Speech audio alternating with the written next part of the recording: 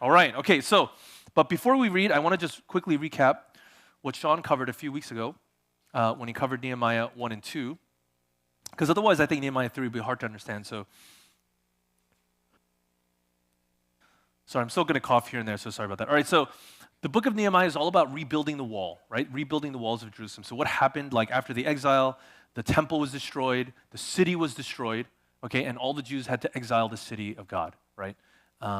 So Ezra and Zerubbabel, like that, the book is sort of about how the temple was rebuilt. Okay, so now you have a new temple, finally, after years of exile. But you don't have a wall yet, okay? You don't have a wall yet. So if you don't have a wall, you're not really a city, right? Because you can have all these things inside your city, but if you have no wall, then like you can be attacked at any time, right? So you're not safe inside that city. So without the wall, there's nothing quite there to be stable. So the book of Nehemiah starts with Nehemiah sort of inspecting the ruins of the walls of the city. And he's like, we have to rebuild this, right? What defined them as a people? It was a relationship with God, right? Like that's what set them apart from every other people. What represented their relationship with God? It was the temple. And so now as they're rebuilding that, here we arrive at Nehemiah 2, 17 to 18.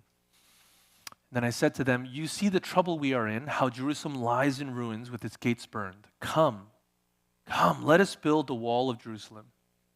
Come, let us build the wall of Jerusalem, that we may no longer suffer derision. Jerusalem is not just any city. It is the city of God. It's a city on a hill. It's a city that was supposed to show the rest of the world what it looks like to follow God's laws. Right? From the beginning, God wanted to form a people that would display His glory and His awesomeness if a people would follow His ways. And so this is the city. This is Jerusalem. This is what was supposed to show the rest of the world, and it was ruined. I think it's similar to our situation today. City on a hill, right? Matthew 5. It's the church. The place that's supposed to be salt and light. Shine forth God's glory to show a world that's devoid of meaning and purpose and any kind of foundation how awesome it is to serve God and listen to His word. What is the state of church today in America? Every year, more than 4,000 churches close their doors. Regular church attendance in America has gone down from 42% to 30%. For churches that do not close their doors, on average, churches lose about 10 to 15% of people per year. So they're slowly just getting smaller. Half of all the churches in the U.S. did not add any new members in a year. So I think we've got some work to do. We've got some rebuilding to do to restore God's honor, to rise up and build a church, right? And to show the world how beautiful and fitting it is to follow after God's laws. Now, I think actually our world is finally ready for it. I think there was a lot of pessimism during the pandemic time. You guys remember that time. Some of you guys were in high school. Some of you guys just started college during that time. I remember that time very vividly because my kids were young and they were running around everywhere and they were crying all the time. And I couldn't think because they were crying all the time. There was a lot of pessimism during that time. And I think as people kind of got over that now, right? I think people are sick of the world. They're sick of the answers that the world gives. I was listening to a fascinating podcast called The Surprising Rebirth of Belief in God. And it's this guy who has held conversations between theists, atheists, and agnostics for 20 years, something like that. So he's been doing this for a long time. So he has this, he wrote a new book called The Surprising Rebirth of Belief in God. But he kind of, he chronicles the downfall of new atheism. So for some of you, this is too old, but there was a rise of these folks who really promoted atheism. And then he chronicles the downfall of it, which happened basically about 10 years ago, 10, 15 years ago. Now, there's some interesting reasons why that happened, but one of the main reasons is because there were no answers. There were no answers in life. You could say, oh, there is no God, and then like, now what? And so people found that incredibly dissatisfying. There was no answers. You have no answers for me. How am I supposed to live my life? Because I have inside of myself a desire to live a meaningful life, and there are no answers. But I think people are ready to hear. More than last year, more than 2 years ago for sure, a lot of people that I meet are ready to hear. They're like, I want to hear what you guys have to say, because you guys seem to have some answers. And I see the way you live your life, and I want to hear. And I'm really looking forward to meeting a ton of people this fall. People who are hungry to hear what answers we have. The question is, are we ready to show them? So verse 18 says, and I told them the hand of my God that had been upon me for good, and also the words that the king had spoken to me. And they said, here's what the people said: let us rise up and build. Right? So Nehemiah gets the work started. He says, come, let us build. And what is the response? Let us rise up and build. And so they gather together and they do this work, right? So, are you guys ready to build? You guys ready to build? All right. So I'm going to say, come, let us build. And I want you guys to say, let us rise up and build, okay? And I want you to say it with conviction, okay? Maybe for you that means like low and baritone, you know? Or maybe it means like, I don't know, however you want to say that, okay? All right? So, come, let us build. Let us rise up and build. Amen, amen. All right, so how are we supposed to do that? How are we supposed to do that? Nehemiah gives us the answer, right? How he operates gives us the answer. So he's someone who rose up to the challenge of rebuilding this wall, someone we can learn from. And so if you remember from Sean's message, he broke it down into 3 Ps, right? He pursued knowledge. He probed, like, what's going on? What's the state of things? Prayer, right? Constantly Nehemiah is praying. Sometimes he has long prayers. Sometimes he has like very short prayers, but he's always praying. And then he's always planning, right? How am I going to do this? So this has sort of been the season of the summer. We've been pursuing, praying, planning, getting ready for this season of rebuilding, okay? So now with that in mind, let us now listen to Nehemiah 3, okay? And to spare you from stumbling over all the words, we're going to listen to the audio Bible, okay?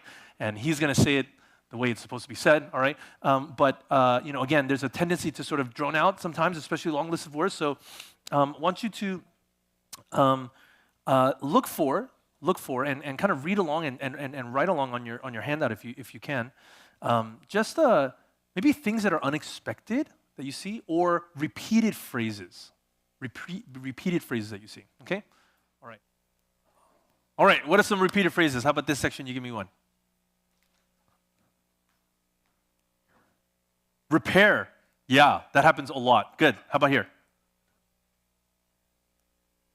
Next to him. Yeah, next to him, next to him, next to them, next to them, next to them. I think it was like 12 to 14 times, something like that. Okay, how about here? Son of. Son of. Okay, yeah, so it's always referencing the generations. Okay, good. So I'm just imagining Nehemiah writing this chapter, right? Like, even listening to the chapter, you kind of get tired. Like, wow, it's a long list, right? Just imagine Nehemiah writing this chapter. Maybe even like as it's happening, he's sort of walking around as people are building, rebuilding, repairing. I counted 42 groups of people here, 42 work crews. And he makes sure to record every single one of them. You know, he could have just said, like, there were so many of God's precious people building, and we did it. Like, he could have just said that. But he spends this whole chapter kind of painfully writing everyone out. So I think he's really proud of these people, actually. So, one of the things about, like, that we didn't quite read, but is that not everyone came out to build, right? There was a generalized call to the exiles. Hey, if you want to come and rebuild the temple, if you want to come and rebuild the wall, come. Not everyone came. These are the people who decided to come.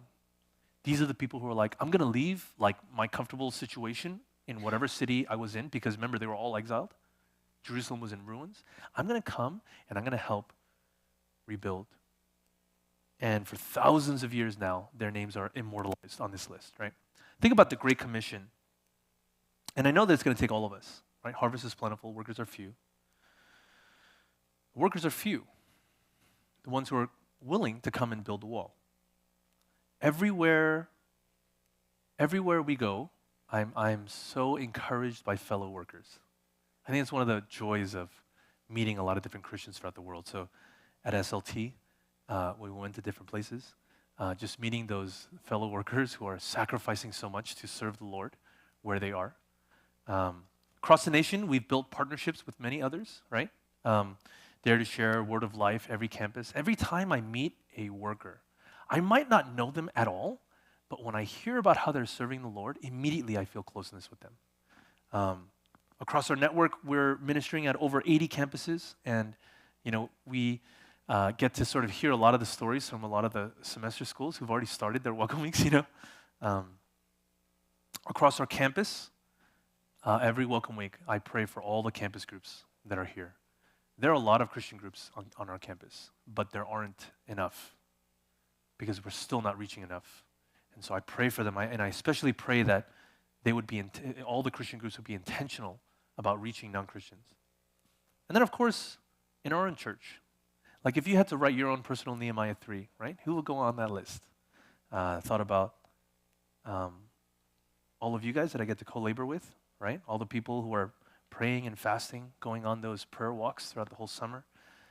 People who are working hard on setup and takedown and childcare and food, and people doing 30-second surveys and teaching Course 101s, people on the band, people on welcome team, everyone who's joined Campus Changers, over the years, and Vanguard and R3 and all the other ways that we've talked about that. And so the text mentions again and again, next to them, right? Next to them, next to them. How does it feel to be working next to another person?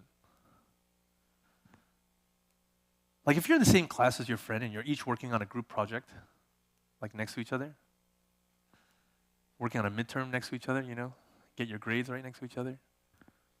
Our sinful hearts, like the first thing we do is we compare, right? Immediately we compare. Am I doing better than that person? And then we can bring that into the church. And so, one of the things on mission, when we're on mission trip, like, of course we're like trying to like share the gospel and all that, but one of the biggest things that comes up is comparing with your friend. You're working side by side, but you're also like, how come he had a great conversation and I didn't? And that kind of thing kind of happening all the time. But here, they have a goal. The goal is to rebuild the wall. And if that's your goal, to restore God's glory, then this experience of being next to them is very, very different. What is the work that's in front of us? Like, I want to share the gospel. I want everyone on our campus to be able to hear the gospel winsomely from someone whose life backs it up. How many students are on the UCI campus?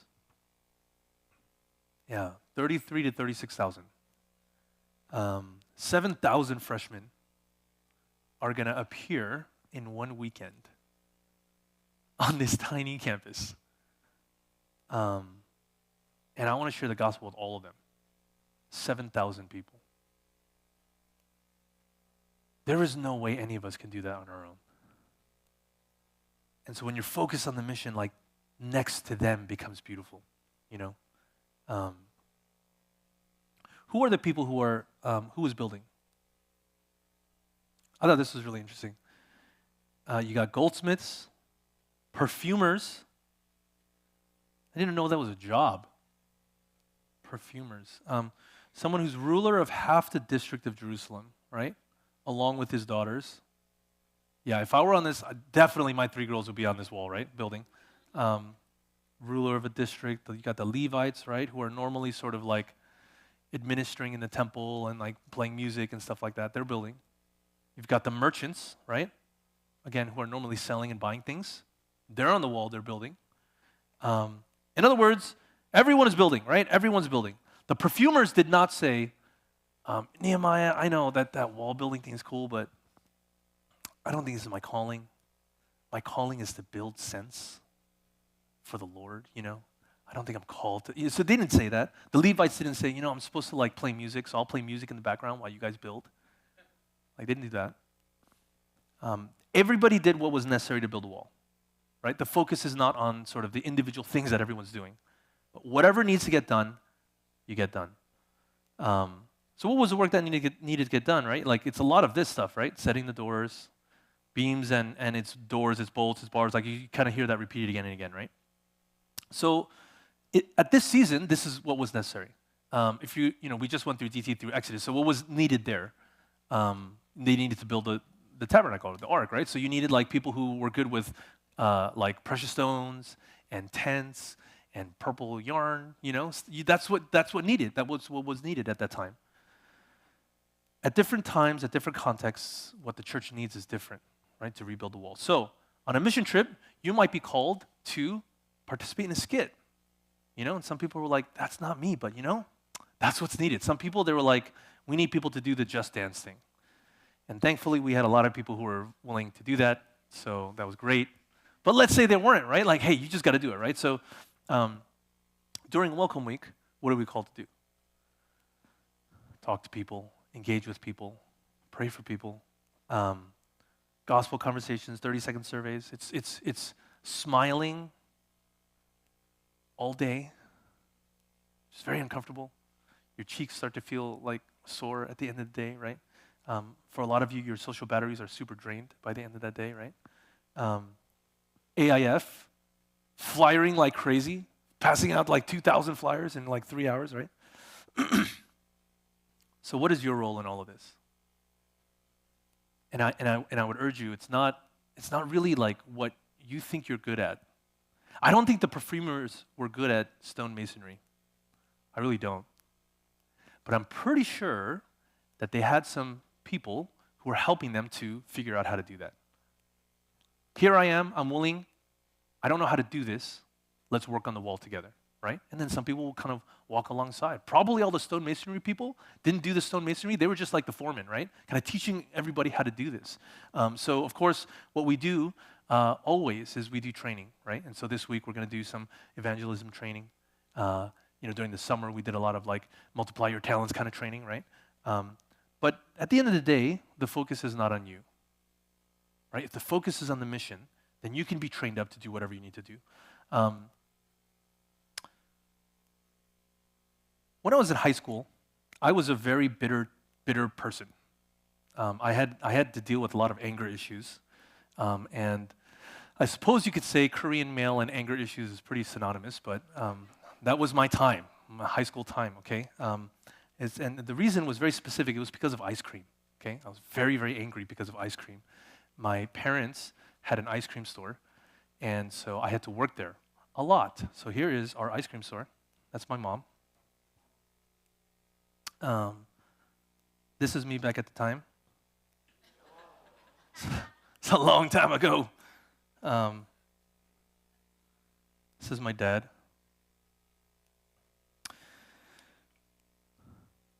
I grew up pretty poor, so when they were finally able to get this ice cream store after many, many years of I basically worked there after school until 11 o'clock every day.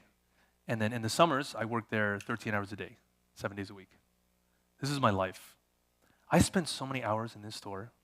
I have scooped so many scoops of ice cream, and every morning, cleaning, getting things ready, reading my newspaper, having my affogato, coffee with some ice cream. And I would stew. I would be so mad that I had to spend the latter half of my high school years stuck in this room. Because of the store, there were so many things that I had to do, okay? Because my parents, they don't speak English very well. So as a high school junior, okay, someone who really didn't like interacting with people, I'd really rather not, I had to interact with customers every single day and like pretend to enjoy them. Turns out that was actually really helpful for ministry,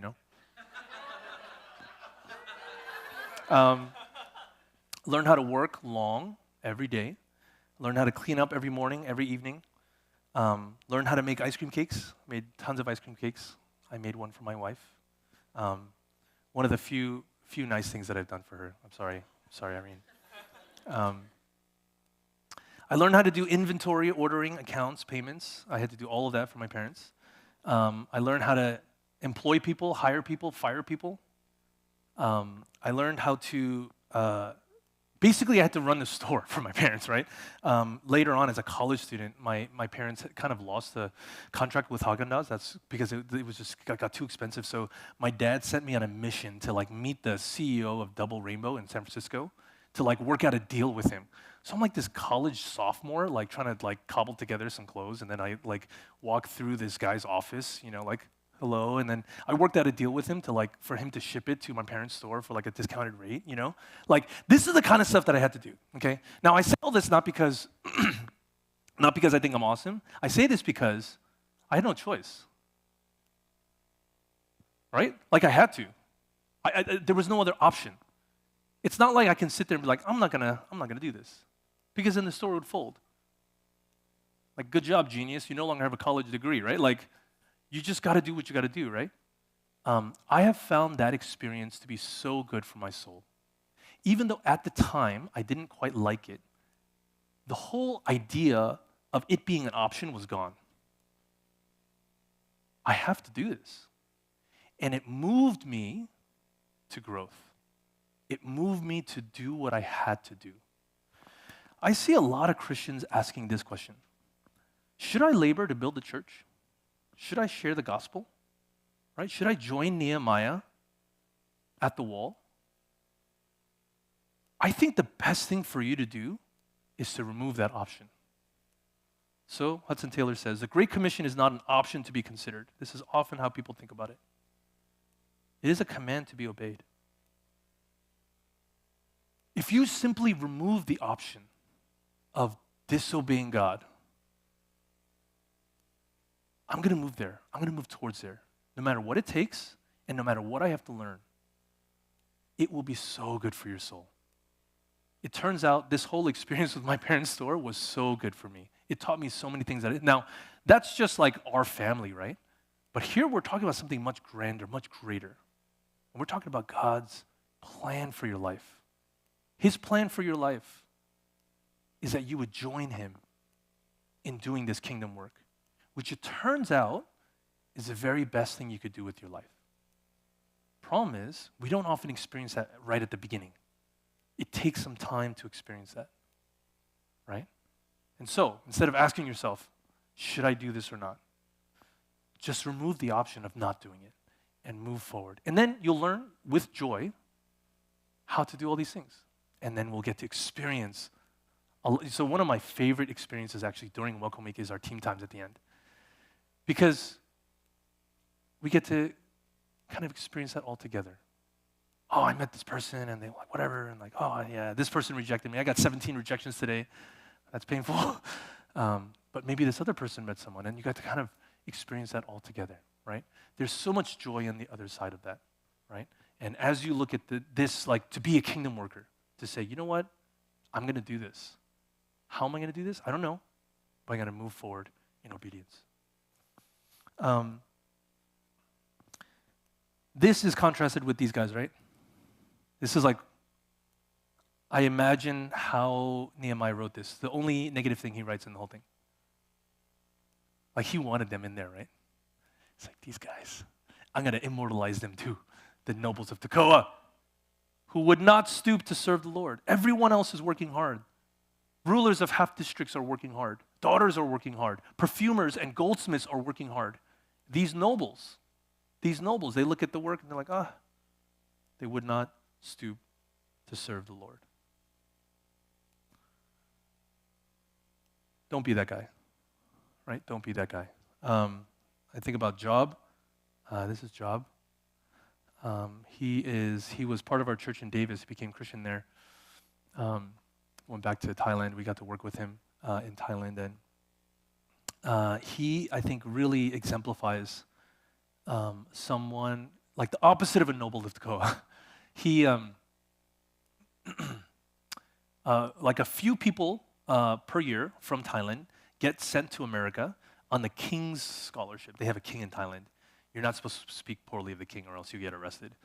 You're not supposed to step on a coin because his likeness is on the coin and you get arrested. So king is a really big deal, right? So he got sent to America on the king's scholarship. So he went to MIT undergrad. He went to UC Berkeley doctorate, okay? So he's like stellar, okay? Super stellar.